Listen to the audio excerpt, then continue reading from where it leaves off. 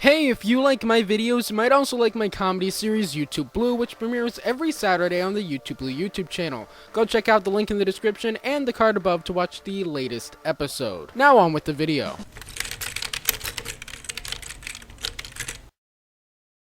Hey guys, welcome back. So today I'm going to be sharing a Power Rangers theory I've been holding on to for some time now. A theory that will change your view of Power Rangers forever. The theory that Power Rangers SPD is actually a sequel to Power Rangers RPM and that they take place in the same universe. So let's get into this. Power Rangers SPD takes place in the year 2025. In SPD, by 2025, there's tons of futuristic technology, and Earth has not only made contact with aliens, but now live in peace with them. Also, SPD as an organization has presumably been around for many years. The same goes for aliens. However, we are getting closer and closer to the year 2025. With a few exceptions, every Power Rangers season takes place in the year that it airs. Yet, in the current seasons, we are not close to the technology in SPD. Sure, we have SPD-esque organizations that make SPD-esque technology like Grid Battle Force, but we don't live in peace with aliens, and these things have apparently been around for ages in SPD, not just 5 or 6 years. I suggest a solution. Let's talk about RPM. Power Rangers RPM takes place in an alternate universe to the other seasons. In it, the world has almost been completely taken over by a computer virus named Venjix and his robot army. It's up to the Power Rangers RPM, created by Dr. K, who also created the Venjix virus, to protect Corinth, the last surviving human city, and destroy Venjix.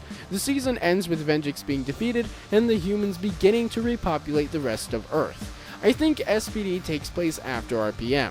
Firstly, RPM takes place sometime from 2009 to 2012. This gives the RPM universe an extra 8 to 11 years to develop into SPDs. Furthermore, the Earth in SPD looks so technologically advanced as a whole that it seems impossible for the main PR universe to develop into it so quickly. In fact, it would make sense for SPD, or even alien life as a whole, to come to Earth soon after RPM and help it develop into the Earth we see in SPD. Also, Dr. K has developed advanced technology not seen in the main PR timeline, so I think that she also helped in pioneering new technology for New Earth. But there's more to explain here. Mainly, SPD's appearances in other Power Rangers seasons. SPD had 2 crossovers with Power Rangers Dino Thunder during their season, and crossed over with Operation Overdrive during Once a Ranger. While it's generally been accepted that RPM exists alone in its universe, i.e. there haven't been Power Rangers prior to RPM in its universe, I think all Power Rangers canon prior to RPM happened in RPM's universe as well, and that the only difference between it and the mainstream universe is Venjix. We've seen in the PR comics that alternate universes exist in the PR multiverse by means of branching off of the main timeline. For example, the Coinless universe branches off of Tommy being good by making a universe where he didn't, and instead became Lord Draken. Likewise, around 2008, 2 timelines branched over from the main timeline. One timeline was made where Venjix was created and took over Earth, and in the other timeline he didn't. So prior to 2008, SPD was still the future of the main timeline, so their crossovers still make sense from a time travel perspective. This is why Dino Thunder happened in the past in SPD.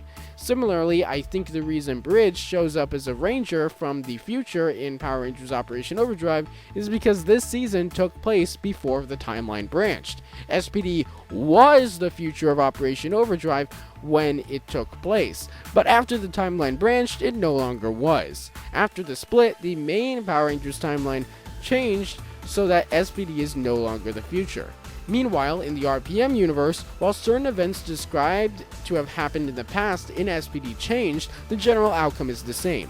So the history of SPD as described in SPD is a little different because of that reason, but the outcome is pretty much the same with some minor changes. I think this does actually fit a few other plot holes as well. So remember in Super Megaforce when they went to Corinth and it looked nothing like Corinth? Well, look at it again under the guise of being halfway between Corinth and SPD's universe, and it makes sense. And if you're wondering how the SPD tech ends up in the Ranger Vault in Power Rangers Beast Morphers, this theory sort of explains that too. This isn't tech from the future, it's actually prototypes of the SPD tech that they got from the RPM dimension. Around the time of Beast Morphers, over in the RPM dimension, SPD has probably been established, and the SPD Rangers have been formed, even if it's an early version. In Power Rangers Turbo, a mysterious character known only as the Phantom Ranger was introduced. When the Rangers needed them most, the Phantom Ranger equipped them with a new set of Zords called the Rescue Zords. Later, in Power Rangers in Space, he gave them the Delta Megaship and the Battleizer. His identity was unknown, and although there were plans to reveal his identity throughout Turbo, in Space, and even Time Force, this never happened, and to this day we still have no confirmation on his identity. There have been many theories over the years, ranging from Justin, the Blue Ranger's dad, to a ghost robot embodiment of past Rangers. In this video, I plan on explaining my theory. The closest we've gotten to an official explanation comes from an interview with Chip Lynn, a prominent Power Rangers creative figure who was the showrunner during the second half of Turbo, which includes the Phantom Ranger saga. He also wrote the Phantom Ranger episodes himself. In an interview with him in 2011, he was asked who he thought the Phantom Ranger was. He had this to say, and I quote, "The truth is that we ran out of time before we were able to fully develop a story for the Phantom Ranger with everything going on. If I were to come up with something now that I think would fit properly, I'd want a past Ranger to return like Billy. If I remember right, the last time we saw him, he was on Aquitar. I'd create a backstory that had Ecliptor be a failed Robot Ranger experiment created by Billy, and in order to correct that mistake, he created the Phantom Ranger powers. Being the first man-made, non-Zordon suit, his powers would be very limited, which would be why you never saw him for long. I'd have the Rangers all get captured and send the Phantom Ranger in to save the day. The bad guys would demand his powers or they would end the Rangers. That's when it would be revealed that Billy was the Phantom Ranger. Of course, he'd have a trap laid out in the end that would get him the Phantom powers back and free all the Rangers in the end. This is not canon though, so take it with a grain of salt. I'm just brainstorming an idea that I think is plausible and that I'd like to see happen." End quote. At first glance, this seems alright, but it still leaves questions open. The biggest one is, how could Billy have built Ecliptor if Ecliptor raised Corone since she was a child? That would mean Billy would have built him at least 10 years prior, so Billy would have been 8 at the oldest. Not to mention that it just wouldn't make sense for 8-year-old Billy to do that. Also, if Ecliptor was the problem, why would Billy help out almost exclusively in Turbo and give the Rangers Zords about half a year before Ecliptor was going to attack? Well, I've come up with a way to patch this. So here it is. The Phantom Ranger gave the Rangers the Rescue Zords when they were in dire straits fighting Metallosaurus. I imagine that the show we watched actually had the timeline tampered with. The original timeline saw the Rangers defeated. Billy, seeing Earth being conquered by Divatox from Aquitar, decided he needed to do something. He developed time travel technology. Keep in mind, Billy is only about 18, 19 at this point, and time travel hasn't been invented yet. So, Billy does his best to build a time machine to go back in time. His intention is to build a new set of Zords for the Rangers and to build a Robot Ranger to give the Zords to the Turbo Rangers so that Earth isn't conquered. Unfortunately, Billy goes back way too far because this is the first time anyone's even attempted building a time travel device. He goes back about 10 years too far. He builds the Rescue Zords and the Robot Ranger and programs him to do his job. Billy goes back to the future only to find that things have gotten worse. The Rangers defeated Divatox, but now the United Alliance of Evil has taken over the entire universe. So, Billy goes back in time with the plan to build a new Megazord and Battleizer and reprogram the Robot Ranger to give this stuff to the in-space Rangers. However, something goes wrong when he's reprogramming the Robot Ranger. He gains his own artificial intelligence and becomes evil. He destroys Billy's time machine and goes off to work for Dark Spectre under the name Ecliptor. Unable to build a new time machine on Earth due to Aquitian technology being more advanced, Billy has no choice but to make a sort of homemade Power Ranger, the Phantom Ranger. He realizes that if anyone finds out who he is, it might mess with time in an unpredictable manner. So he keeps his identity a secret and gives the Zords he's made to the Rangers when they need them. The last we see the Phantom Rangers during the in-space finale. The reason for this is that at the end of this finale, the United Alliance of Evil is destroyed for good, meaning that after this episode it was impossible for Billy's dystopian future to happen. As such, he vanishes back to his new repaired timeline and the Phantom Ranger is never seen again. So recently I've been really getting back into Power Rangers, and as a part of that, I've been really delving back into the lore of the show, and if you aren't a huge fan of Power Rangers, let me tell you, there is a lot of lore. But there's also a lot of holes in said lore, like, where did the Morphin Grid come from? Is the Mighty Morphin team the first team of Rangers? And if not, who were the teams before them? Things like that. And while reviewing some stuff from Power Rangers in Space, it got me thinking on two different kind of mini theories that kind of conjoin together in a way. So in this video, I'm going to be sharing those. So here's how it goes. So firstly, the Power Rangers in Space were the first generation Power Rangers. For those of you who need a refresher, at the end of Power Rangers Turbo, the Rangers' powers were destroyed and they must go to space to stop the United Alliance of Evil. Justin goes to Nasada, the Power Ranger universe version of NASA, and just mentions that the Power Rangers need to go to Eltar, Zordon's the original mentor of the Power Rangers and the one who created the Power Rangers, his home planet. Just by this mention, Commander Norquist, the head of Nasada, gives the Rangers a shuttle to go into space. In Power Rangers in Space, this shuttle is pulled into the Astro Megaship by a tractor beam. They discover this ship is home to Andros, the Red Ranger, and the former Power Rangers Turbo get new powers and join the Power Rangers in Space. Weirdly, the shuttle given to the Rangers by Nasada actually transforms with the Astro Megaship into the Astro Megazord, and it's later revealed the in-space powers were created by Zordon. However, this raises a few questions. When did Zordon create the powers? Why weren't they used sooner? Why does Nasada have a shuttle that connects to the Megazord? Why does Commander Norquist give away a shuttle just because some kid mentions the Power Rangers and Eltar?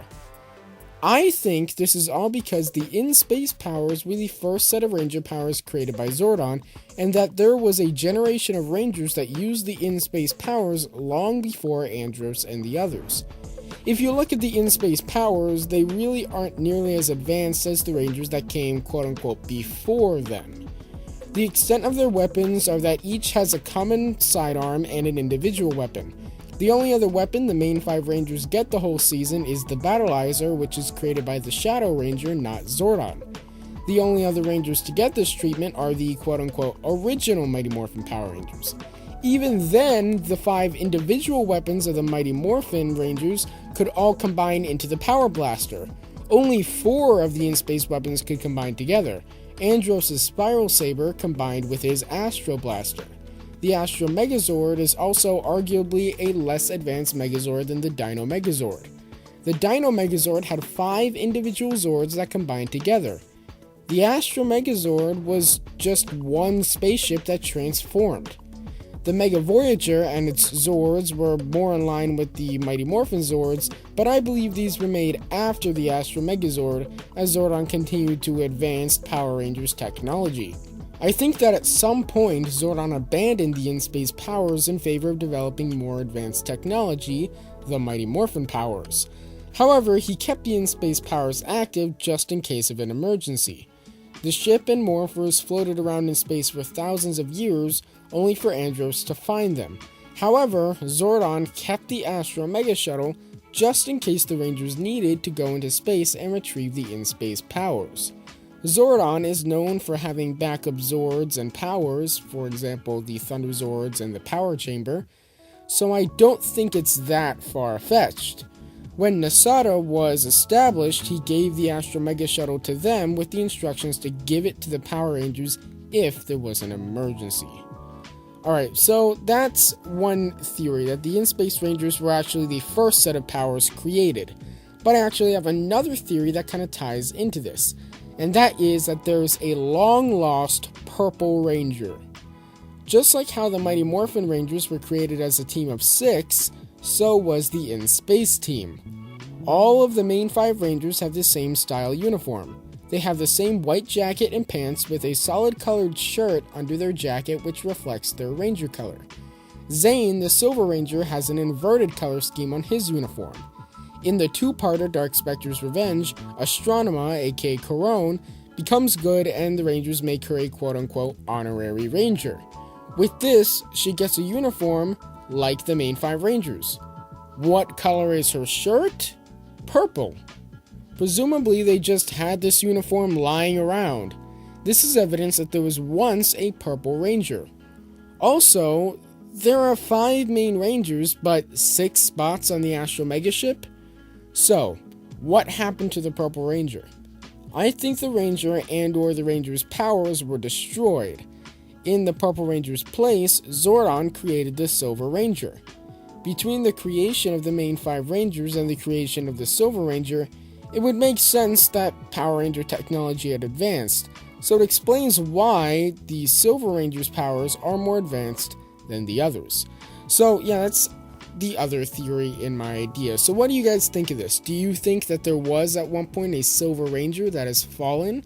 And do you think that the in-space powers were the first Power Rangers, or at least an earlier version of Power Rangers than the Mighty Morphin? Let me know what you think in the comments below. Subscribe, blah blah blah, bye.